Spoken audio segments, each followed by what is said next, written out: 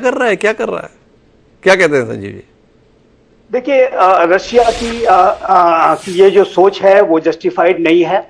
और रशिया ने ही यूक्रेन के ऊपर पहले हमला किया था, और यूक्रेन वर्तमान समय में अपने राष्ट्र की रक्षा के लिए वो युद्ध लड़ रहा है और बड़े संकल्पबद्ध तरीके से लड़ रहा है। ये सच है कि यूक्रेन की जो ये पूरी जो लड़ाई है 2-2.5 वर्षों की, उसके पीछे यूनाइटेड स्टेट्स ऑफ अमेरिका और नेटो ने पूरी तरीके से उसे सैनिक और आर्थिक मदद पहुंचाई है।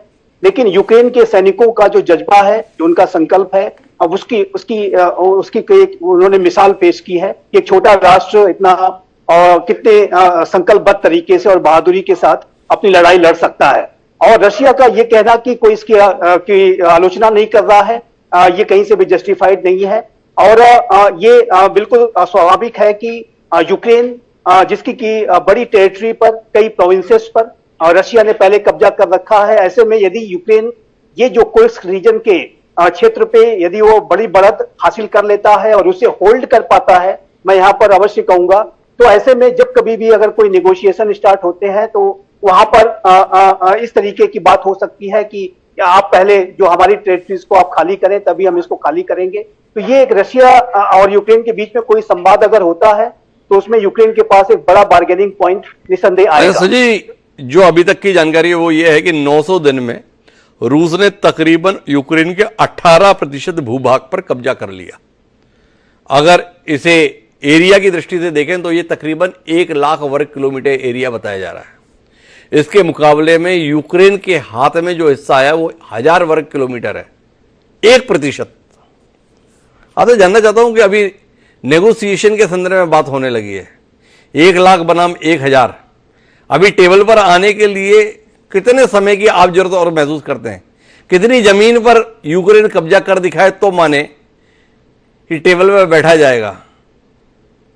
देखिए डॉक्टर साहब, यहाँ पर मैं एक बात पहले ऐड कर दूं कि ये जो यूक्रेन का जो लेटेस्ट एग्रेशन आप देख रहे हैं कुर्स्क रीजन में, उसका एक बहुत बड़ा रशिया के बीच की ये जो लड़ाई है, वास्तविक रूप से यूक्रेन और रशिया के बीच की लड़ाई नहीं है। ये महाशक्तियां परोक्ष रूप से लड़ रही हैं और यूक्रेन की जो टेरिटरी का इस्तेमाल एक बैटल ग्राउंड के तौर पर किया जा रहा है।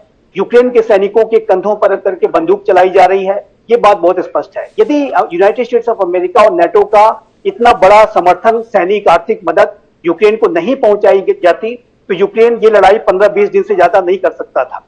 और अभी आप यूनाइटेड स्टेट्स ऑफ अमेरिका में देख रहे हैं कि राष्ट्रपति, जो पूर्व राष्ट्रपति डोनाल्ड ट्रंप हैं, वो पूरे बाइडेन एडमिनिस्ट्रेशन के यूक्रेन और रशिया के युद्ध की लगातार आलोचना कर रहे हैं। यहां तक उन्होंने ये भी कहा है कि यदि वो राष्ट्रपति बनते हैं तो वो 24 घंटे के अंदर ये युद्ध समाप्त करने के लिए बड़ा कदम उठा लेंगे और बातचीत शुरू कर देंगे।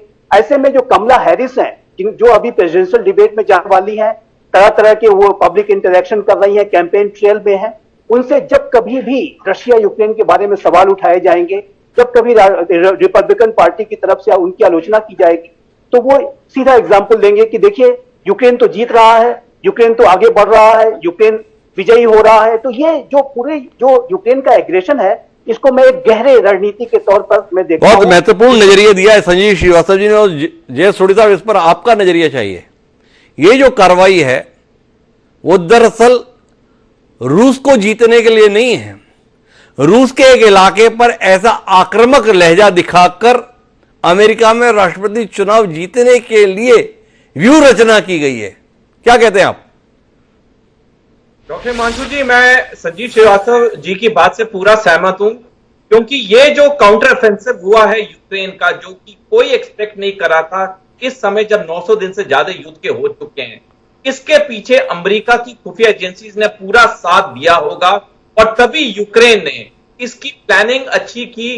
क्योंकि जो सबसे बड़ी चीज अब अमेरिका के सामने है वो है उसके राष्ट्रपति चुनाव नवंबर में है। अगर नवंबर तक, जो अभी 3-4 महीने बचे हैं, अगर नवंबर तक किसी तरह अमेरिका दिखा सकता है अपने नागरिकों को कि यूक्रेन का पलड़ा भारी होता जा रहा है और रूस के ऊपर बहुत कठोर वार हो रहे हैं, तो इससे डेफिनेटली कमला हैरिस के जीतने के चांसेस और ज्यादा बढ़ जाएंगे।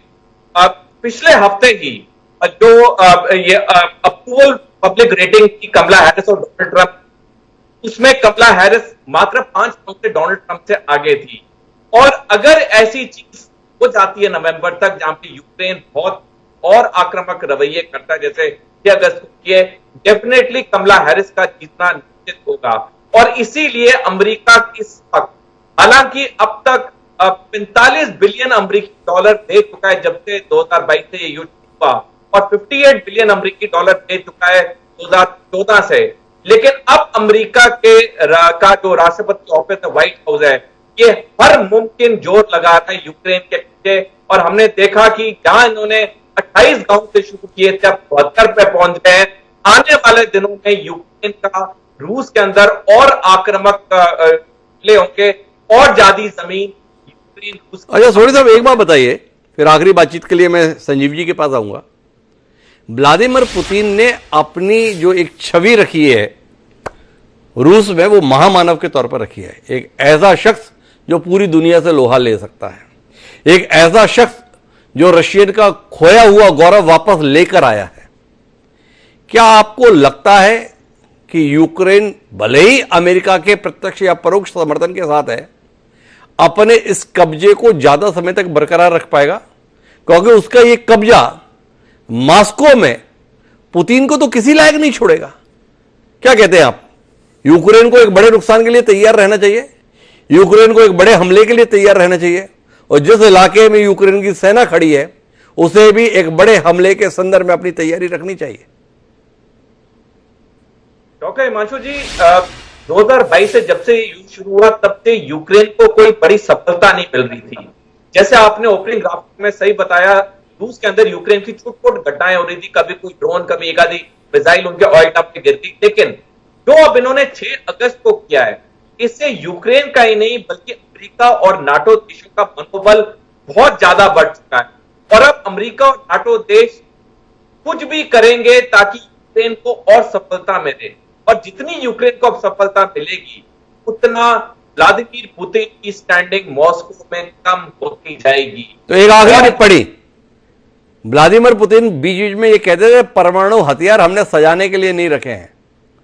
क्या यूक्रेन का यह हमला एक नए परमाणु हमले की आशंका को पैदा तो नहीं कर दिया है? डॉक्टर हिमांशु जी, नाटो देशों ने और अमेरिका ने पहले हम हरियाणवी अब हैप्पी कार्ड से मुफ्त बस यात्रा करते हैं। हमारा हरियाणा, नॉन स्टॉप हरियाणा। तो परमाणु हमले की जो पॉसिबिलिटी है मेरी राय में बिल्कुल ना के बराबर है। तो सोनी साहब परमाणु हमले की आशंका से इंकार कर रहे हैं, पर क्या संजीव श्रीवास्तव जी आप इससे इत्तेफाक रखते हैं? अमूमन इस प्रकार का दांव व्यक्ति तभी चलता है जब उसके पास कोई और विकल्प नहीं रह जाता। अगर पुतिन के पास सत्ता ही नहीं रह जाएगी, पुतिन के पास अपने लोगों के बीच में हुकूमत ही नहीं रह जाएगी, पुतिन के पास अगर अपने लोगों के बीच में सम्मान ही नहीं रह जाएगा, तो वो परमाणु हथियार का करेगा क्या? क्या आपको नहीं लगता है व्लादिमीर पुतिन पहले भी जिस प्रकार से चौंकाने वाले फैसले लेते रहे हैं, अगर नाटो देशों ने रूस में दखलंदाजी करने के संदर्भ में इस दबाव को बढ़ाया तो यह आशंका है? देखिए, मैं सोनी साहब से पूरी तरह से सहमत हूं। मुझे नहीं लगता कि ये रशिया कोई एटॉमिक वेपन्स, इवन की टैक्टिकल न्यूक्लियर वेपन्स भी इस्तेमाल करेगा, क्योंकि रशिया इस बात को जानता है, समझ रहा होगा अवश्य, उसके जो एनालिस्ट हैं वो उसके बारे में गंभीरता के साथ उसके बारे में समझ पैदा कर रहे होंगे, उसकी पूरी मिलिट्री एस्टेब्लिशमेंट इस बात को समझ रही होगी कि ये यूक्रेनियन जो एग्रेशन है वो अनेक फैक्टर्स, जिसमें कि यूएस का जो इलेक्शन है वो एक बड़ा फैक्टर है, और उसके आधार पर ये किया गया है। और यूनाइटेड स्टेट्स ऑफ अमेरिका और नेटो तथा रशिया ने, डॉक्टर साहब मैं यहाँ पे स्पष्ट रूप से आप दर्शकों के लिए बताना चाहूंगा कि आज तक 2.5 वर्षों का ये युद्ध चला है, और रशिया ने नेटो की टेरिटरी पर एक गोली तक नहीं चलाई है। उसी तरीके से अमेरिका और नेटो ने रशिया की टेरिटरी पर कोई एक गोली तक नहीं चलाई। और ये जो युद्ध है, जिस दिन अमेरिका और रशिया के जो सोल्जर्स हैं एक दूसरे को शूट करना शुरू कर दें, उस दिन आप समझ लीजिए तीसरे विश्व युद्ध की शुरुआत हो जाएगी। और तीसरा विश्व युद्ध आप जानते हैं कि म्यूचुअली एश्योर्ड डिस्ट्रक्शन, यानी कि जो एक सर्वनाशी स्थिति पैदा कर सकता है, ये नाभिकीय युद्ध में बदल सकता है, और जो कि कोई नहीं जाना चाहेगा। ऐसी स्थिति में कोई भी विश्व का नेता नहीं जाना चाहेगा, चाहे वो व्लादिमीर पुतिन ही क्यों ना हो, चाहे वो कमला हैरिस या भविष्य में आने वाले जो अन्य नेता या वर्तमान के जो प्रेसिडेंट बाइडेन हो, वो कहीं कोई भी ऐसा नहीं करना चाहेगा। तो ये तो संजीव जी एक आखिरी आकलन दीजिए, आने वाले समय में खबरें क्या आएंगी चैनल पे? यूक्रेन का कब्जा 10,000 किलोमीटर पे हो गया या यूक्रेन रूस से बेदखल हो गया? क्या आकलन है आपका?